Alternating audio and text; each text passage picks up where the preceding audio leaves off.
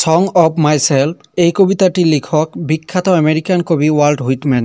তিনি এই কবিতায় নিজের প্রশংসা করেছেন, নিজের বন্দনা করেছেন এবং নিজেকে উদযাপন করেছেন।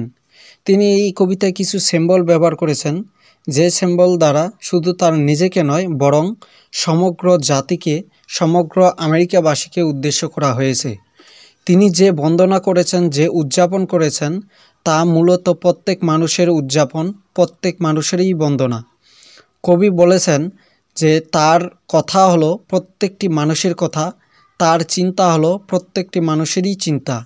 কারণ পৃথিবীর প্রত্যেক মানুষের রক্ত একই, প্রত্যেক মানুষেরই রক্ত দেখতে লাল এবং প্রত্যেক মানুষ একই বাতাস ও একই মাটি থেকে গঠিত। আজকে আমরা এই সং অব মাইসেলফ এই কবিতাটি সম্পর্কে আলোচনা করব। সর্বপ্রথমে কবি ওয়াল্ট হুইটম্যান সম্পর্কে ধারণা নেব। কবি ওয়াল্ট হুইটম্যান 31 মে 1819 সালে ওয়েস্ট হিলস, নিউ ইয়র্কে জন্মগ্রহণ করেন এবং 26 মার্চ 1892 সালে নিউ জার্সি, ইউএসএ মৃত্যুবরণ করেন। তিনি সর্বমোট 72 বছর বেঁচে ছিলেন। এই 72 বছর বয়সে তিনি অনেকগুলো অবদান ইংলিশ সাহিত্যে রেখে গিয়েছেন। Walt Whitman is an American poet, essayist and journalist who is known for his work in free verse and his influential contributions to American literature.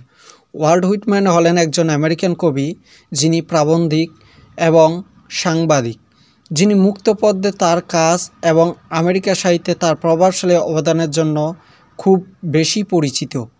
Walt Whitman তিনি ছিলেন একজন আমেরিকান, কিন্তু তার চিন্তা চেতনা, ধ্যান ধারণা সমগ্র জাতিকে নিয়ে। 1881 সালের আগে এই কবিতাটির নাম ছিল poem of Walt Whitman an American. যেহেতু কবি একজন আমেরিকান ছিলেন, এজন্য এই কবিতার শেষের টাইটেলটি তিনি অ্যান আমেরিকান যুক্ত করেছিলেন। পরবর্তী সংস্করণে কবিতাটির বর্তমান নাম অর্থাৎ সং অব মাইসেলফ দেওয়া হয়েছে এবং এ নামেই এই কবিতাটি পরিচিতি লাভ করে। Song of myself, poem of 52 sections and some 1300 lines by Walt Whitman. Song of myself এই কবিতাটি হলো 52 সেকশনের একটি কবিতা, যেখানে 1300টি লাইন রয়েছে। First published untitled in the collections Leaves of Grass in 1855। 1855 সালে লিভস অফ গ্রাস এই কাব্যগ্রন্থে সং অব মাইসেলফ কবিতাটি সর্বপ্রথম প্রকাশিত হয়।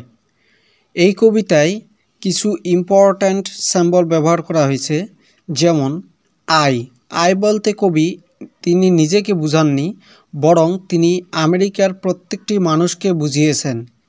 তিনি এই আই দ্বারা তার নিজের চিন্তা চেতনা, ধ্যান ধারণাকে সমগ্র আমেরিকানবাসীর চিন্তা চেতনা, ধ্যান ধারণা হিসেবে আখ্যায়িত করেছেন। তার সুখ দুঃখ সমগ্র আমেরিকাবাসীর সুখ দুঃখ তিনি এই আই দ্বারা তার নিজস্ব ক্ষেত্রে না ব্যবহার করে সমগ্র জাতিকে বুঝিয়েছেন। তারপরের সিম্বল হলো দ্য গ্রাস। এখানে গ্রাস বলতে তিনি অপটিমিস্টিক এবং যে হোপফুল নেচার রয়েছে সেটাকে তিনি উদ্দেশ্য করে বুঝিয়েছেন। কবি এখানে গ্রাসকে ঈশ্বরের রুমাল হিসেবে আখ্যায়িত করেছেন, অর্থাৎ তিনি এই যে ঘাস রয়েছে এটাকে তিনি ঈশ্বরের রুমাল হিসেবে এখানে চিহ্নিত করেছেন এই কবিতায়। তারপরে সিম্বল হলো বডি যদিও শরীরকে বোঝায়, কিন্তু এখানে তিনি শরীরকে বোঝাননি, বরং শরীরের যে উৎফুল্ল রয়েছে, আনন্দ রয়েছে, সেটাকে তিনি এখানে প্রায়োরিটি দিয়েছেন, সেটাকে তিনি বুঝিয়েছেন। এখানে বডি বলতে ফিজিক্যাল এনজয়মেন্ট যেটা, সেটাকে তিনি উদ্দেশ্য করে বুঝিয়েছেন। তারপরে হলো সোল বা আত্মা। তিনি এখানে সোল বা আত্মাকে, স্পিরিচুয়ালিটিকে বুঝিয়েছেন। তারপরে দ্য জার্নি বলতে আমাদের যে শৈশব থেকে কিশোর, অর্থাৎ জন্ম থেকে মৃত্যু পর্যন্ত যতগুলো ধাপ অতিক্রম করতে হয়, সেই জার্নিটাকে তিনি এখানে বুঝিয়েছেন। এই জার্নি বলতে ভ্রমণ বা ট্রাভেল এর যাবতীয় কিছু না, এই জার্নি বলতে তিনি এখানে আমাদের জন্ম থেকে মৃত্যু পর্যন্ত যতগুলো ধাপ রয়েছে সেই ধাপগুলোকে বুঝিয়েছেন। এছাড়াও কবিতার মধ্যে আরও কিছু সিম্বল ব্যবহার করা হয়েছে, যেমন the house. Walt Whitman compares himself and a mystery to a house that is square and solid. তারপরে the flag of my disposition. এছাড়াও আরও দুইটা সিম্বল রয়েছে যেগুলো ততটুকু ইম্পর্ট্যান্ট না। এখন আমরা এই কবিতাটির থিম সম্পর্কে আলোচনা করব। কবিতাটির থিম হলো the main themes in song of myself আর সেলফ আইডেন্টিটি। এই থিমের প্রধান হলো সত্য পরিচয় বা নিজস্ব পরিচয় অ্যান্ড কমিউনিটি অর্থাৎ সম্প্রদায়। যেমনটা আমরা কবিতার মধ্যে দেখেছি, কবি কিছু সিম্বল ব্যবহার করেছেন, যেমন আই দ্বারা তিনি তার নিজস্বকে না বুঝিয়ে সমগ্র আমেরিকানবাসীকে বুঝিয়েছেন, সমগ্র জাতিকে বুঝিয়েছেন। এরকম কিছু সিম্বল ব্যবহার করা হয়েছে, যেটাও এই কবিতার একটি থিম। নেচার, নেচার অর্থ প্রকৃতি। তিনি প্রকৃতির সাথে মানুষের যে ঘনিষ্ঠ সম্পর্ক রয়েছে সেটাকে এখানে তিনি বর্ণনা করেছেন। দ্য লাইফ সাইকেল, এখানে যে প্রসেস রয়েছে অর্থাৎ জন্ম থেকে মৃত্যু পর্যন্ত সেটাকে তিনি বর্ণনা করেছেন। দ্য পার্সপেক্টিভ অ্যান্ড স্কেল, এখানে দৃষ্টিভঙ্গি সম্পর্কেও আলোচনা করা হয়েছে। এই কবিতাটির থিম হলো the main themes in song of myself আর self identity and community, nature and the life cycle and perspective and scale. এখন কবিতাটির টন সম্পর্কে আলোচনা করব। আমরা কবিতার মধ্যে কয়েকটি টন খুঁজে পাই, যেমন the tone of Walt Whitman's poem Song of Myself is joyful, wondrous and exuberant. কবি ওয়াল্ট হুইটম্যানের কবিতার গানের সুর আনন্দময়, বিস্ময়কর এবং উচ্ছ্বসিত। তিনি এখানে জয়ফুল বলতে যা বুঝিয়েছেন তা হলো the speaker shares his happiness with the reader from the first stanza. প্রথম স্তবক থেকে তিনি তার যে আনন্দ রয়েছে, অনুভূতি রয়েছে, সেটা পাঠকের সাথে ভাগ করেন। তারপর ওয়ান্ডারাস হলো the speaker's tone reflects his ability to see beauty in all things. এখানে কবি সব কিছুর মধ্যে সৌন্দর্য দেখার ক্ষমতাকে বর্ণনা করেছেন। এক্সাবিরেন্ট হলো the speaker's tone expresses his expansive sense of connection to the universe. বক্তার স্বর সারা বিশ্বের সাথে তার সংযোগের বিস্তৃত অনুভূতিটাই হলো এক্সাবিরেন্ট। এখন আমরা কবিতার মেসেজ সম্পর্কে আলোচনা করব। কবিতার মেসেজ হলো Walt Whitman's poem Song of Myself has multiple messages including embrace yourself. এক নম্বর মেসেজ হলো নিজেকে আলিঙ্গন করা, be proud of who you are and accept others. কবি বলেন যে আপনি কে তা নিয়ে গর্বিত হন এবং অন্যকেও গর্বিত করুন, অন্যকে গ্রহণ করুন আনন্দের সাথে। তারপরের মেসেজ হলো সেলিব্রেট দ্য হিউম্যান বডি। এখানে তিনি মানবদেহ উদযাপন করার কথা বর্ণনা করেছেন। The human body can become one with the self and nature, creating a transcendent experience.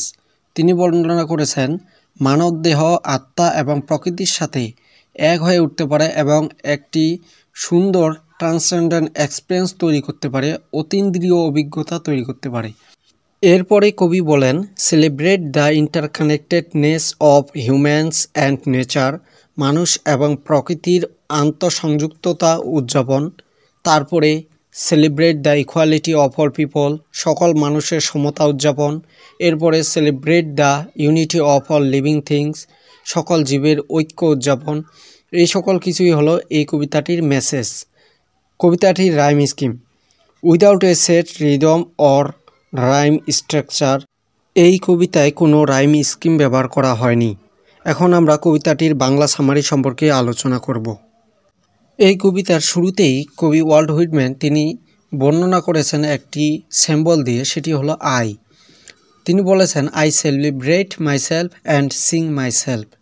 এখানে তিনি সেলিব্রেট এবং সিং দ্বারা তিনি তার নিজস্বকে না বুঝিয়ে সমগ্র আমেরিকানবাসীকে বুঝিয়েছেন এবং সমগ্র জাতিকে বুঝিয়েছেন যে তার চিন্তা চেতনা, ধ্যান ধারণা সমগ্র আমেরিকাবাসীর চিন্তা চেতনা, তার কথা সমগ্র আমেরিকাবাসীর কথা, তার প্রশংসা বন্দনা সমস্ত আমেরিকাবাসীর প্রশংসা বন্দনা, তার নিজেকে উদযাপন হলো সমগ্র আমেরিকাবাসীর উদযাপন।